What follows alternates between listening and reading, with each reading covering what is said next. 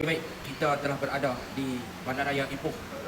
Malam tadi kita dah sampai ke sini menandakan separuh daripada perjalanan misi kita daripada Kuala Lumpur ke pejabat UNHCR melakukan misi simbolik berjalan kaki. Apa yang kita nak maklumkan? Bahawa semalam kita telah membuka email Pertubuhan Angkatan Lindungan Masyarakat dan telah menerima maklum balas daripada pejabat UNHCR bahawa mereka telah menerima email pemakluman misi berjalan kaki Sungai Petani ke Kuala Lumpur dengan membawa 5 tuntutan kepada mereka.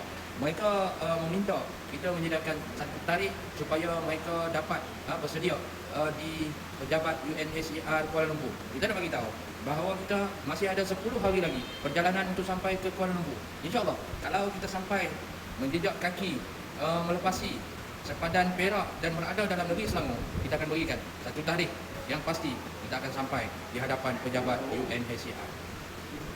Pada semua rakyat Malaysia, terus beri sokongan. Apa boleh pergi ke laman rasmi mypanglima.org untuk beri sokongan terhadap petisyen rakyat dan 5 tuntutan yang kita bawa. Perjalanan hari ini, Bandaraya Ipoh ke Gopeng.